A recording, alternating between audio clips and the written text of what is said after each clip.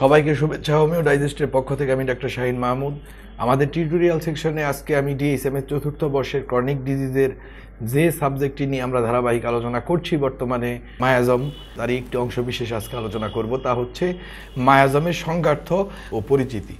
ইতিপূর্বে আপনারা মায়াজমের সম্বন্ধে একটি সাধারণ পরিচিতি, মায়াজমের উপযোগিতা, গুরুত্ব, হানিম্যানের দৃষ্টিভঙ্গি, অন্যান্য চিকিৎসক স্টলওয়ার্ডদের দৃষ্টিভঙ্গি, এই সমস্ত কিছু আপনারা আমাদের আগের আলোচনাগুলোতে শুনেছেন। এবার আমি মায়াজমের পরিচিতির ব্যাপারে প্রবেশ করতে যাচ্ছি। ব্যুৎপত্তিগতভাবে মায়াজম হচ্ছে একটি গ্রিক শব্দ। সাধারণভাবে গ্রিকে এটি দিয়ে যা বোঝানো হতো তা হচ্ছে স্টেইন, পলিউশন, ডিফাইলমেন্ট। অর্থাৎ মায়াজমা বলতে দোষ, দূষণ, সংক্রামক বস্তু, বিষাক্ত আবহাওয়াজনিত অপবিত্রতা, এগুলো বোঝাতো। গোল্ডস ডিকশনারিতে এর যে অর্থটি দিয়েছিল তা হচ্ছে নক্সিয়াস ইমিনেশন বা এয়ারবোর্ন জার্মস। গোল্ডের ডিকশনারি হচ্ছে ডক্টর হানিম্যানের সময়কার ডিকশনারি। সেখানে কিন্তু এর দ্বারা এই ধরনের জীবাণুর একটি ধারণাও তখন বোঝাতো, কারণ 1723 সালে অ্যানিম্যাল কিউলের আবিষ্কার হয়েছিল মাইক্রোস্কোপের কল্যাণে, এবং তখন এই জীবাণু তত্ত্বের ধারণা ততদিনে শুরু হয়েছে। ওয়েবস্টারের মেডিকেল ডিকশনারিতে এটিকে সংজ্ঞায়িত করে অ্যাজ এ ফাউল অডর, দুর্গন্ধ বলে। রাওয়াতের গ্লোসারি অফ মেডিকেল টার্মসের এর অর্থ দেওয়া আছে poisonous influence from the atmosphere as a mass miasm. Mass মায়াজমের উদাহরণ জলাশয় থেকে যে বাষ্প প্রজনিত যে বিষাক্ততা, তার উদাহরণ দিয়ে বলা হয়েছে বিষাক্ত ইনফ্লুয়েন্স, বিষাক্ত প্রভাব। চেম্বার্স 20th সেঞ্চুরি ডিকশনারিতে দেওয়া সংজ্ঞা মোতাবেক এটি আনহোলসাম এক্সহেলেশন অ্যারাইজিং ফ্রম পেট্রোসেন্ট মেটার, অর্থাৎ পচনশীল বস্তুর থেকে যে অগ্রহণযোগ্য বিষাক্ততাটি সৃষ্টি হয়, যে পদার্থ, যে বাষ্প, যে বিষয়গুলো উঠে আসে। এমনকি শেক্সপিয়ারের আলোচনায়ও এই মায়াজমের উল্লেখ কিন্তু আমরা দেখতে পাবো। সেখানে তিনি মায়াজমকে maggots born within the brain বলে আখ্যায়িত করেছেন। মস্তিষ্কের মধ্যে যে পোকার সৃষ্টি হয় তাকে মায়াজম বলেছেন। যাই হোক, এটা উল্লেখ করলাম, যদিও এটা কোনো চিকিৎসা সংক্রান্ত অর্থ নয়। হানিম্যানের সময় মায়াজম শব্দটি খুব প্রচলিতভাবেই ব্যবহার করা হতো, এবং সে সময় এর দ্বারা বাতাসের কোনো অদৃশ্য বিষাক্ত প্রভাবকে বোঝাতো, যা কাউকে রোগাক্রান্ত করতে পারে। অর্থাৎ রোগের সাথে ওই মায়াজমের ধারণাটি তখনও ছিল খুব ভালো মতোই। হানিম্যানের সময় ডিকশনারিতেগুলো স্টাডি করলে এর যে অর্থটি পাওয়া যায় তা হচ্ছে miasm is the effluvia or fine particles of any putrefying matter arising and floating in the atmosphere and dangerous to health, noxious exhalations, emanation or effluvia, malarial, infectious substance floating in the air। এই অর্থগুলো মোটামুটি সেই ডিকশনারিগুলোতে দেওয়া হয়, যেখানে বলা হচ্ছে যে মায়াজম হচ্ছে কোনো পচনশীল বস্তুর সূক্ষ্মকণা বা বাষ্প, যা এ থেকে উদ্ভূত হয়ে পরিবেশে ভাসমান অবস্থায় থাকে এবং স্বাস্থ্যের জন্য যা ক্ষতিকর। বিষাক্ত প্রশ্বাস, নির্গমন বা বাষ্প, এই অর্থগুলো দেওয়া হয়েছিল, যেগুলো ম্যালেরিয়ার মতো বা সংক্রামক বস্তু বাতাসে ঘুরে বেড়ায়। প্রাচীন গ্রিসে খারাপ বা দূষিত বায়ু থেকে রোগের উৎপত্তি ঘটে বলে ধারণা করা হতো, এবং সপ্তদশ এবং অষ্টাদশ শতাব্দীতে এই ধারণাটিকেই মায়াজমা শব্দটি দিয়ে প্রকাশ করা হতো। কিন্তু সে সময়ের যে মায়াজমার ধারণাটি ছিল সেটি কিন্তু বর্তমান হানিম্যানের যে মায়াজমের ধারণা তা কিন্তু মোটেও এক নয়, আদৌ এক নয়, সম্পূর্ণই ভিন্ন। কিন্তু ডক্টর হানিম্যান মায়াজম শব্দটি ব্যবহার করেছিলেন সেই সময় মায়াজম শব্দটি, এবং রোগ উৎপত্তি হয় মায়াজম থেকে, এটাও ব্যবহার করেছিলেন। কিন্তু এর প্রেক্ষাপটের নেপথ্যের ধারণাটি কিন্তু ভিন্ন। কোনো কিছুকে ঠিকঠাকভাবে বুঝতে গেলে এবং ভবিষ্যতে তা নিয়ে বিভ্রান্তি এড়াতে চাইলে তার নামকরণ, ইতিহাস, বিকাশ ও বিবর্তনকে ভালো মতো বুঝতে হয়, এর ব্যুৎপত্তিটিকে জানতে হয়, এর ব্যুৎপত্তির কারণটিকেও জানতে হয়। সেই ভিত্তির উপর দাঁড় করাতে হয় প্রচলিত ও প্রাপ্তিযোগ্য জ্ঞানকে। আপনি যা জানলেন, এর অতীত সম্বন্ধে যা জানলেন, তার ভিত্তিতেই কিন্তু বর্তমানের প্রচলিত প্রাপ্তিযুক্ত জ্ঞানকে বিচার বিবেচনা করতে হয়, বিশ্লেষণ করতে হয়। তার উপর ভিত্তি করেই পরবর্তীতে নিজের স্বাধীন চিন্তা ও মত প্রকাশের ক্ষমতা জন্মে। আপনারা জানেন, যারা যে কোনো ব্যাপারে হায়ার থিসিস করেন তারা কিন্তু সবসময়ই তাদের স্টাডিতে লিটারেচার রিভিউটা রাখেন, এবং সেই বিষয়ের ব্যুৎপত্তি এবং সেই বিষয়ের অতীতের মতামতগুলো কী ছিল, কিভাবে সৃষ্টি হলো, এই সমস্ত কিছুকে যোগ করেন। কারণ এগুলো সুস্পষ্ট না হলে বিভ্রান্তি এড়ানোর কোনো উপায় থাকে না। কাজেই তৎকালীন সময়ের মায়াজম, যদিও মায়াজমের বর্তমান ধারণাটা একটা হানিম্যানের ধারণা, এক ধারণা নয়, তারপরও আমাদের জানতে হয় যে সেটা কী ধারণা ছিল, ডাক্তার হানিম্যান কি পরিবর্তন করেছিলেন। মায়াজম সম্বন্ধে আমার সাধারণ পরিচিতির এই আলোচনাটি মূলত প্রতিটি শিক্ষার্থীকে এই স্বাধীন চিন্তা করার ক্ষমতাটিতে নিয়ে আসা। সবার পক্ষেই এই কাজটি করা সম্ভব নয়। কাজেই আমি যতটুকু পারছি সংক্ষেপে আমাদের এই আলোচনায় সেই বিষয়টিকে এগিয়ে নিয়ে যাওয়ার চেষ্টা করছি। আর এই কারণেই আমি প্রতিটি প্রসঙ্গ প্রয়োজনীয় পরিমাণ বিস্তারিত বলার চেষ্টা করছি বা করব। তার প্রাথমিক ধাপ হিসাবে এই নামকরণ, এই ব্যুৎপত্তির ব্যাপারে আর একটু বিস্তারিত ধারণাটি চলুন নিয়ে নিই আমরা এখন। দ্য এনসাইক্লোপিডিয়া অফ পাবলিক হেলথের বর্ণনায় হানিম্যানের পূর্বেও এক প্রকারের মায়াজমিক থিওরি, আমি এটাকে বোঝার জন্য মায়াজমিক থিওরি উচ্চারণ করছি, অন্তত 4th বা 5ম বিসি বা বিফোর ক্রাইস্টের প্রাচীন গ্রিস থেকে শুরু হয়। গ্রিক ফিজিশিয়ান হিপোক্রেটাস বিশ্বাস করতেন যে মহামারীর কারণ হচ্ছে খারাপ বা দূষিত বাতাস, বা আরও যথার্থভাবে বললে এই দূষিত বাতাস ছিল মহামারীর সমতুল্য। তিনি যেভাবে বুঝিয়েছেন যে এটা মহামারী একই জিনিস। ভিট্রুভিয়াস তার 10 বুকস অফ আর্কিটেকচারে এই বিভিন্ন প্রকারের দূষিত বায়ুর বিপদ সম্বন্ধে আমাদের সতর্ক করে যান, যেমন জলাশয় থেকে উদ্ভূত বায়ু, মহামারী বায়ু, পেস্টিলেন্টিয়াল এয়ার যাকে বলেছিলেন তিনি, অস্বাস্থ্যকর বাষ্প। কিন্তু তিনি মায়াজমা শব্দটি কিন্তু ব্যবহার করেননি। গ্রিকো রোমান ফিজিশিয়ান গ্যালেন এই দূষিত বায়ু তত্ত্বটিকে আরও বিস্তৃত করেন এবং শরীরের হিউমারগুলোর ভারসাম্যের ক্ষেত্রে ব্যক্তির সংবেদনশীলতার সম্পর্ককে চিহ্নিত করেন, অর্থাৎ পেশেন্টের সেন্সিটিভিটির সাথে তার বিভিন্ন টেম্পারমেন্ট, তার বিভিন্ন উপাদান, তার হিউমার, এগুলোর সম্পর্কটি কি, কেন কেউ কেউ মহামারীতে আক্রান্ত হয় আবার কেউ হয় না, এর ব্যাখ্যাতে মধ্যযুগের পুরোটা সময় এই থিওরিগুলো খুব প্রভাব রেখেছিল। পুরো মধ্যযুগ থেকে রেনেসাঁ পর্যন্ত দূষিত বায়ুর দ্বারা রোগাক্রান্ত হওয়ার ধারণাটি ছিল সাধারণভাবে রোগের প্রাথমিক ব্যাখ্যা এবং বিশেষত মহামারীর ব্যাখ্যা সেই সময়টিতে। যদিও দেখা যায় প্রাথমিকভাবে এই তত্ত্বগুলো ব্যবহার করার সময় ঠিক মায়াজম শব্দটি ব্যবহৃত হয়েছে, ব্যাপারটা এমন নয়। তার বদলে মধ্যযুগের লেখকগণ তাকে বায়ুর দূষণ, বায়ুর পচন ইত্যাদি শব্দগুলো ব্যবহার করতেন সেই সময়টিতে। সেই সময় বিভিন্ন পণ্ডিত বায়ুর এই দূষণের কারণ হিসেবে বিভিন্ন বিষয়কে দায়ী করতেন। সবচেয়ে বেশি যে ধারণাটি সেই সময় পোষণ করা হতো তা হচ্ছে বায়ুর এই দূষণ ঘটে জৈব বস্তুর পচনের মাধ্যমে, যেমন উদ্ভিদ, প্রাণী বা মানব দেহের যে পচনগুলো ঘটে, এগুলোর পচনের মাধ্যমে এই দূষণগুলো ঘটে।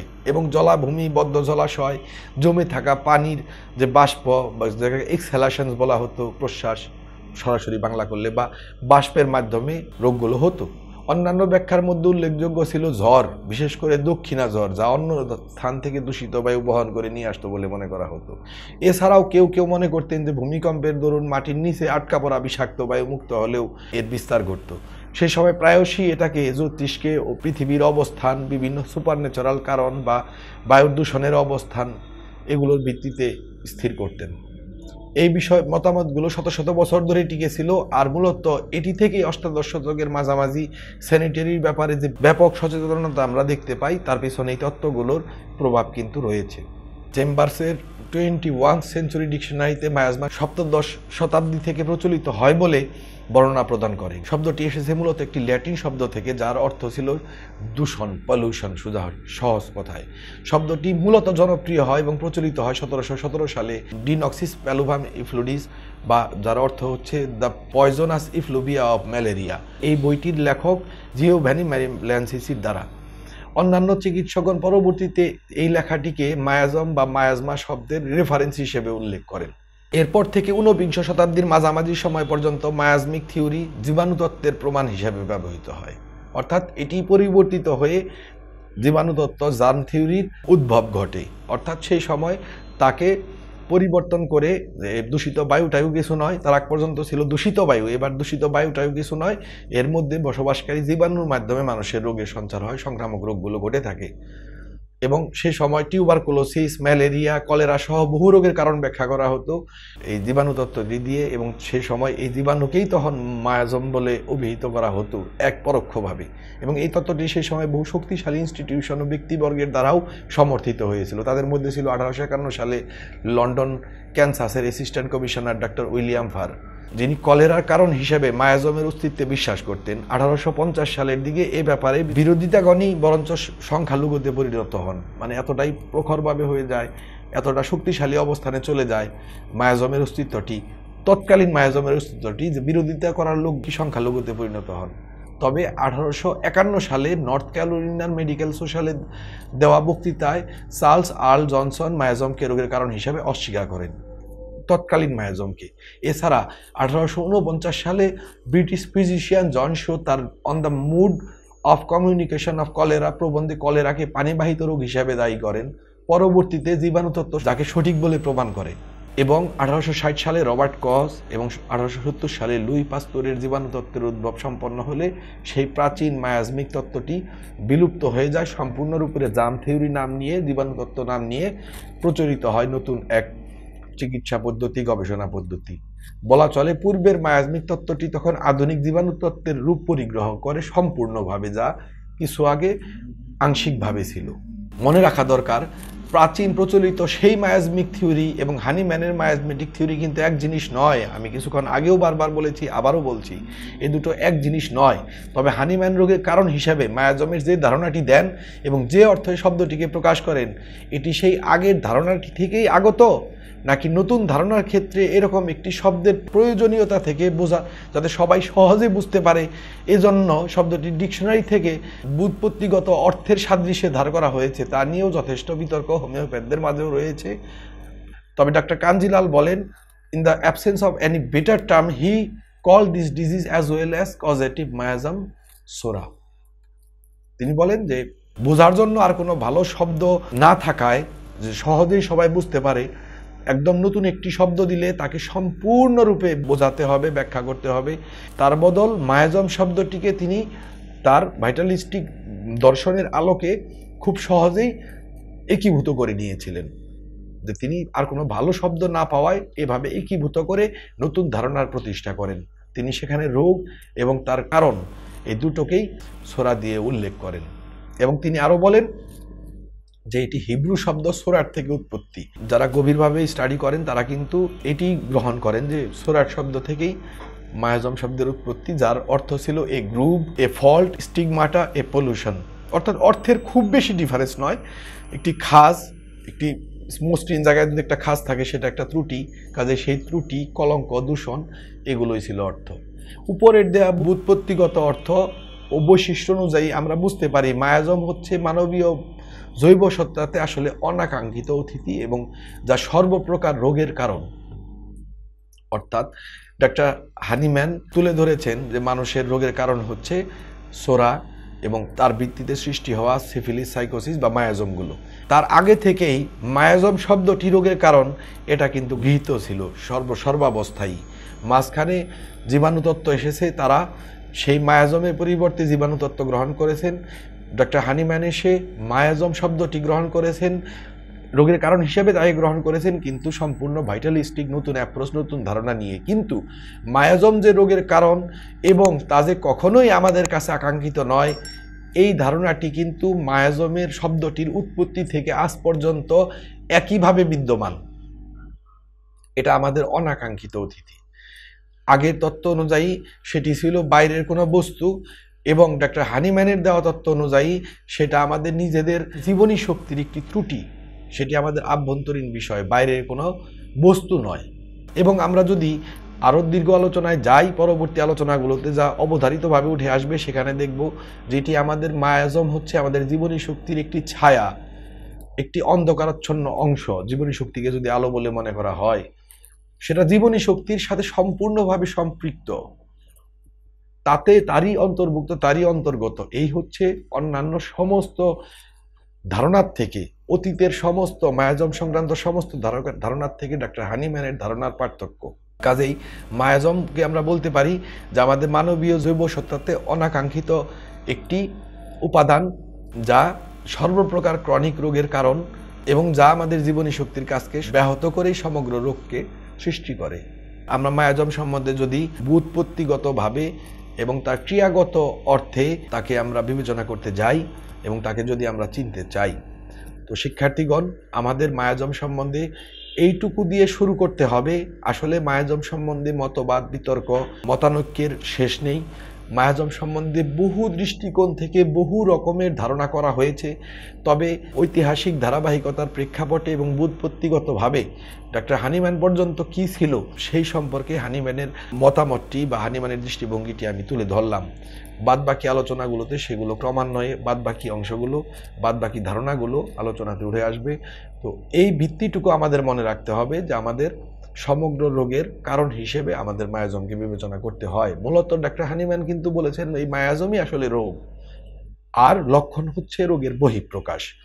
আগামী ভিডিওতে মায়াজম সংক্রান্ত অন্যান্য যে আলোচনা আছে সেই আলোচনাগুলো মনোযোগ দিয়ে শুনবো আশা করি, এবং সবাই আমার সেই ভিডিওগুলোতে আপনাদের মূল্যবান মতামত পরামর্শ জানিয়ে সহযোগিতা করবেন। ততদিন সবাই ভালো থাকুন, সুস্থ থাকুন।